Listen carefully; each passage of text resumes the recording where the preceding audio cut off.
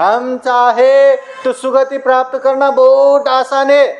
श्रद्धा चित्त से दान भी दिया तो सुगति प्राप्त हो सकता है, अच्छे से शील भी पालन किया तो सुगति प्राप्त हो सकता है, अच्छे से ध्यान साधना भी किया तो सुगति प्राप्त।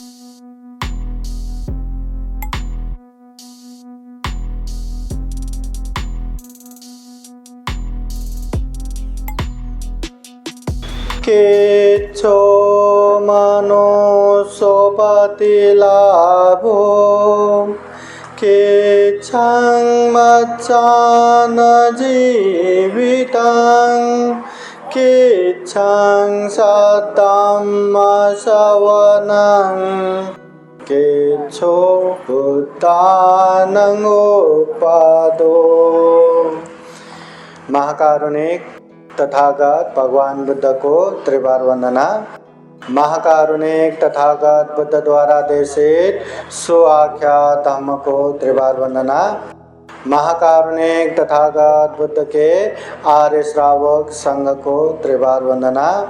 परम पूजनीय बोधिसत्व डॉक्टर बाबा साहब अम्बेडकर आज के विशेष कठिन शिवरदान उत्सव में उपस्थित पूजनीय भिक्षु संघ में यहाँ पूजनीय भिक्षु प्राध्यापक डॉक्टर एम सत्यपाल महाथेरो बंते जी, इधर पूजनीय भिक्षु सुगत बोधि महाथेरो बंते जी, इधर पूजनीय भिक्षु हर्ष बोधि महाथेरो बंते जी, पूजनीय भिक्षु ज्ञान रचित थेरो बंते जी, पूजनीय भिक्षु शांतिदूत थेरो, पूजनीय भिक्षु रत्नदीप थेरो, पूजनीय भिक्षु धम्मज्योति थेरो, पूजनीय भिक्षु अनिरुद्ध थेरो प्रमुख संपूर्ण भिक्षु संघ श्राम निर्गण और अनाथ पिंडिका जैतवन बुद्ध विहार में उपस्थित श्रद्धा संपन्न बुद्धि संपन्न उपासक उपासिकाएं। एक समय महाकारुणिक तथागत बुद्ध भिक्षुओं को जमा करते हुए थोड़ा सा नख में धूल लेते हुए पूछते हैं, भिक्षुओं बताओ मेरे नख में ज़्यादा धूल है या पृथ्वी में ज़्यादा धूल है? सारे भिक्षु लोग कहते हैं भगवान आपके नख में क्या धूल है, सारा पृथ्वी धूली धूल से भरा हुआ है, आपके नख में न्यून गौण थोड़ा ही धूल है। महाकारुणिक तथागत बुद्ध कहते हैं भिक्षु इस दुनिया में अच्छे धम्म को ना जानने वाले, अच्छे धम्म ना जान के अच्छे परिणाम प्राप्त ना करने वाले मेरे नख में जितना धूल है उतना ही है, बाकी तो पृथ्वी में जितना धूल है उतना धूल है। अच्छे धम्म को जानने वाले, अच्छे धम्म को जान के आचरण करने वाले, पालन करने वाले और अच्छे धम्म को पालन करके परिपूर्ण होके अच्छे परिणाम को प्राप्त करने वाले मेरे नख में जितना धूल है उतना ही है, बाकी पृथ्वी में जितना धूल है उतना ही ये अच्छे धम्म ना जानने वाले, पालन ना करने वाले, अच्छा परिणाम को प्राप्त न करने वाले लोगों से भरा हुआ है। आता मला सांगा आप लोग महाकारुणिक तथागत बुद्ध के नख में जितना धूल है वो धूल में आते हैं या पृथ्वी में जितना धूल है वो धूल में आते? कहाँ आते? हम अच्छे धम्म को जानने वालों में से है कि नहीं? है? अच्छे धम्म को पालन करने वालों में से है कि नहीं? पालन करते हैं कि नहीं? करते हैं। अच्छे धम्म को जान के, अच्छे धम्म को पालन करके जीवन में सुख शांति का महसूस करते हैं कि नहीं? करते हैं। हाँ, अभी कर रहे होंगे, मगर हमेशा करने के लिए अच्छे धम्म को हमें अच्छे से जानना है, अच्छे से अभ्यास करना है और अच्छे से उसका परिणाम भी प्राप्त करना है। तो उसके लिए जहाँ जहाँ मौका मिले धम्म को हमें खूब अच्छे से सुनना है। तथागत बुद्ध कहते हैं धम्म को अच्छे से सुनो, ग्रहण करो और अच्छे से परिचय करके पालन करो। बिना परिचय किए किसी ने भी बताया साधु साधु साधु करके पालन करना नहीं है।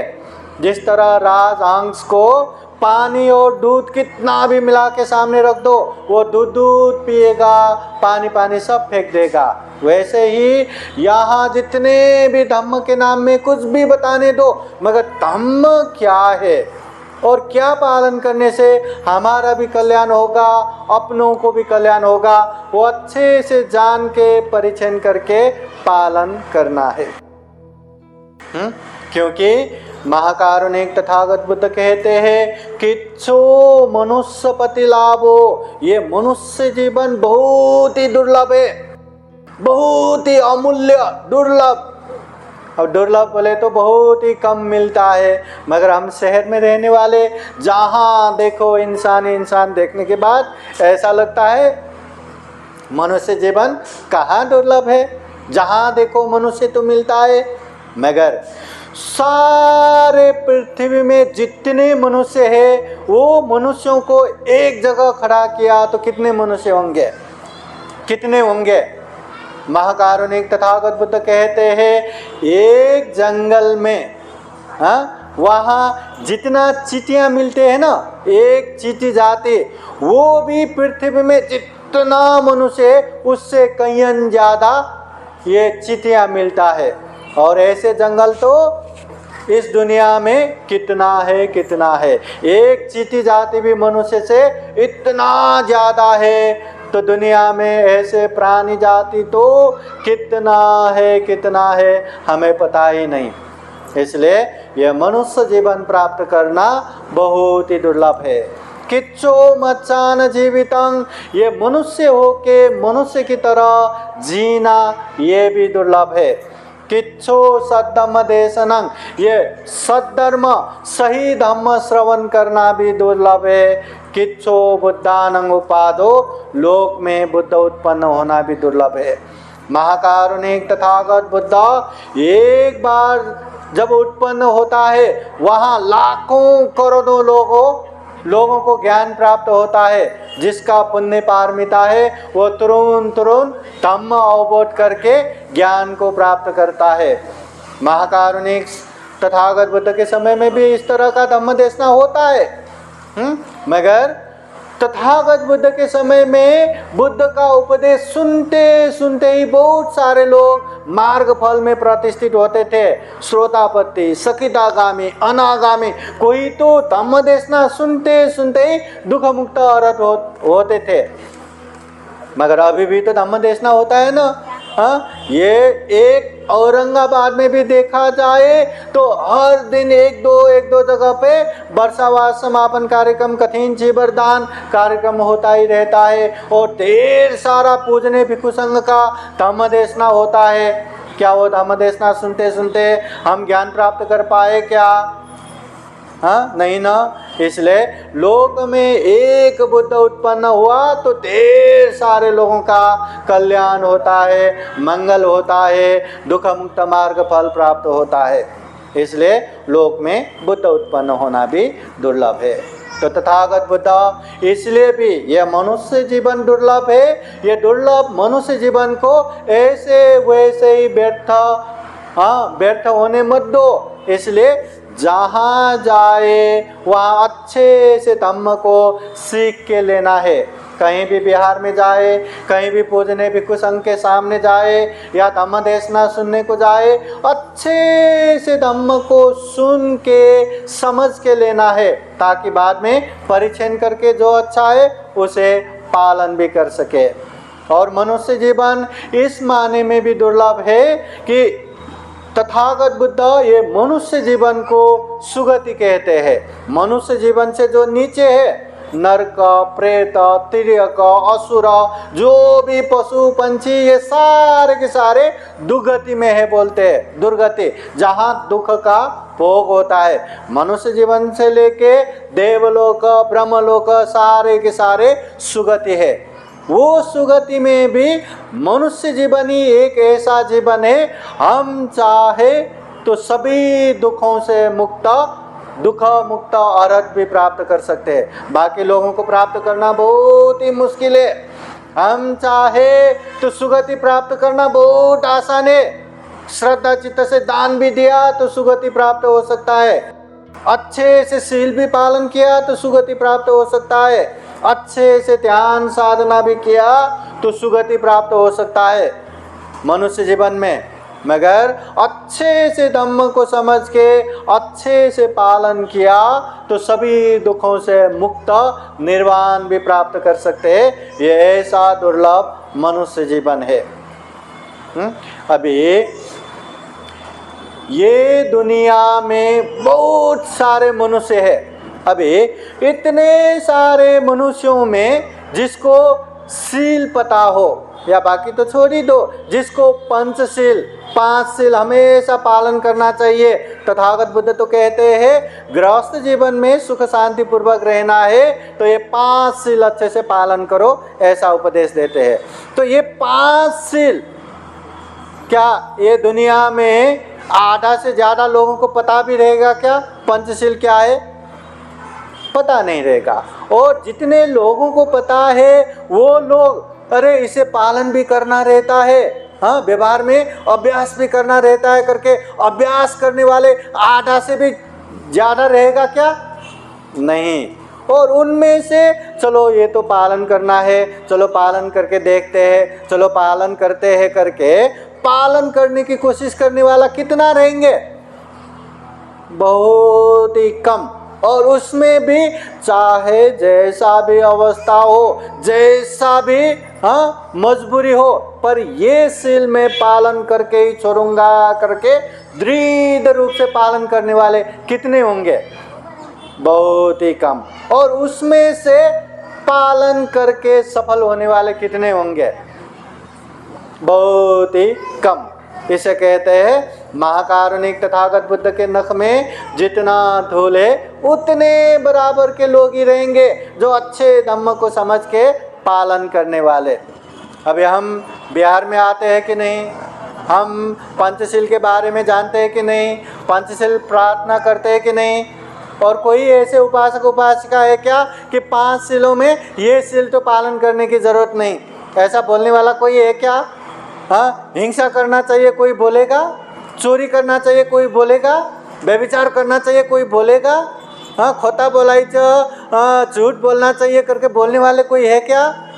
हाँ नशा पता सेवन करना चाहिए ऐसा बोलने वाला कोई है क्या? कोई नहीं है। सबको पता है ये पालन करना चाहिए, मगर हम में से अच्छे से पालन करने वाले कितने हैं? चलो पालन करना है करके पालन करने की कोशिश करने वाले कितने हैं? बहुत ही कम है।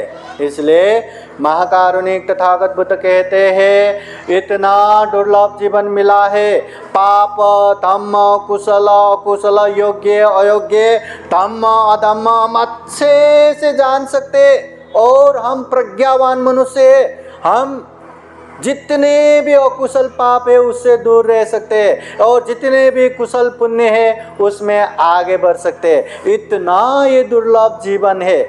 और ऐसे दुर्लभ जीवन में अच्छे धम्म तो मिलता ही नहीं, और मिला तो भी अच्छा धम्म तो अच्छा है पर अभी नहीं, बाद में पालन करूँगा, बुढ़ापे में पालन करूँगा या रिटायर होने के बाद पालन करूँगा करके कल कल कल कल कल कर करके बैठना ये अज्ञानता का पहचान है, ये मूर्खता का चिन्ह है।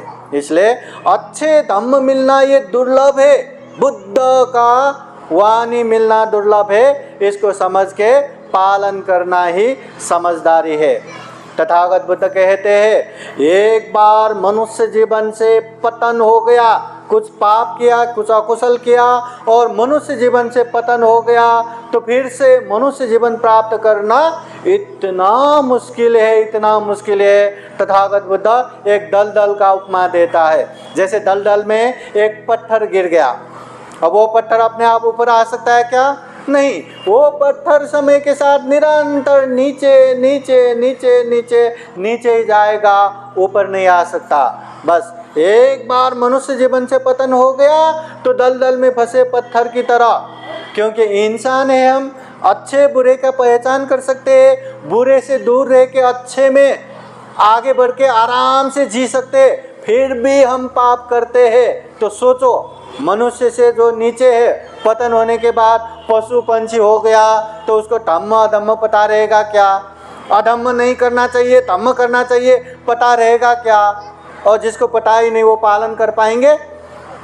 कितने लाड प्यार से घर घर में ये कुत्ता पालते हैं ना, वो कुत्ते को धम्म देशना सुनाएंगे तो सुनेगा? चलो जबरदस्ती पकड़ के सुनाया, समझेगा? हाँ, जिसको समझ में नहीं आया वो पालन कर पाएंगे क्या? कोई अनजान व्यक्ति आए तो भौंकना तो उसका स्वभाव है ना। इसलिए एक बार मनुष्य जीवन से पतन हो गया तो उसको पुण्य करना इतना मुश्किल है, इतना दुर्लभ है, और जो पुण्य नहीं कर पाते वो सुगति में कैसे आते? इसलिए एक बार मनुष्य जीवन से पतन होने के बाद फिर से मनुष्य जीवन प्राप्त होना बहुत ही दुर्लभ है। महाकारुणिक तथागत बुद्ध एक अंधे कछुए का उदाहरण देते। विशाल समुद्र में एक अंधे कछुए रहता है, और वो अंधे कछुए समुद्र के नीचे रहता है। 100 साल में एक बार अपना सर पानी के ऊपर निकालता है, फिर 100 साल नीचे ही रहता है। और वो विशाल समुद्र में छोटा सा बांस का छड़ी वहाँ पड़ा है, उसमें छोटा सा छेद है, और वो बांस की छड़ी जहाँ जहाँ हवा बहता है वहाँ वहाँ जाता है, जहाँ जहाँ छाल वो तरंगे चलता है वहाँ वहाँ जाता है। कभी उत्तर, कभी दक्षिण, कभी पूर्व, कभी पश्चिम, एक जगह नहीं रहता वो बांस की छड़ी। इतना विशाल समुद्र।